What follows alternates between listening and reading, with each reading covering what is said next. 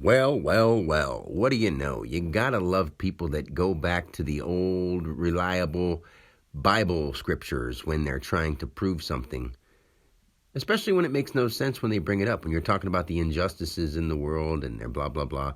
And they're like, no God of mine that I believe in would ever cause such harm in the world or would ever let such negative things happen. And I'm like, if you really understand that God, the real, truest God, is almighty, all-powerful, and good and bad and big and small and infinite and finite all happen within that, within him, then maybe you'd be able to put it together in your brain that this great divine God that is so benevolent and loving that you think would never do anything wrong, and that this great divine benevolent God would give you all the wonders and pleasures and great things that you could wish for in life. You're right. That God will give you that. But you've got to stand up for it and earn it and do something about it. Most of the people that I've met that have their fallback church beliefs to go by have no interest in standing up for what's being done wrong in the world.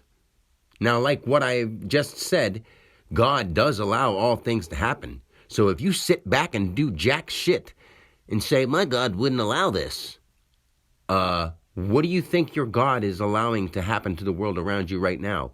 Unless you're part of one of these religious groups that knows that it's all planned, and there's groups way above the religions that are planning all of this out because they've learned a little bit of the magic that I'm trying to teach you, and they're using it against you because they understand psychology better than you.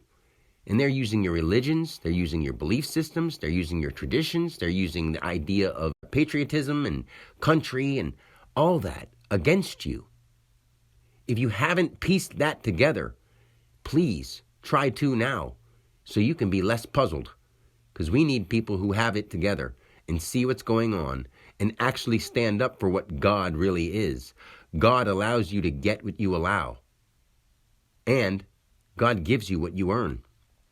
You don't just sit back and pray and say, no God of mine would never let these things happen to me, because that's not how it works.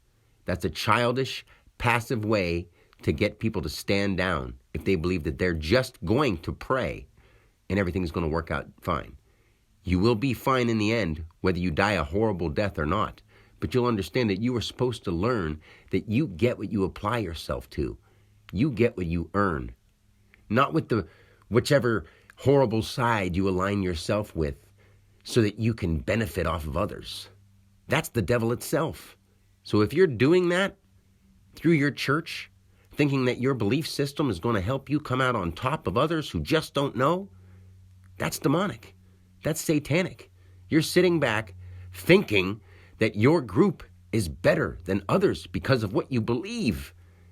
Now, like I've said a billion times, your beliefs don't mean anything. The truth is, God is all-powerful over every religion, over every belief system, over every spiritual practice. God is above and beyond all those things. I'm not saying that because I think so. I'm saying it because I know so. I'm saying that because I am so.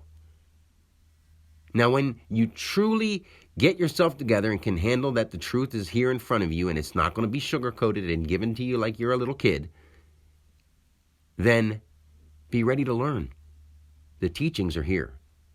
All you've got to do is care enough to go through all the effort and all the tribulations that it takes in order for you to understand God and become one with what is, not with what you want or what you believe.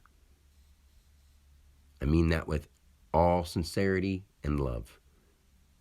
God bless.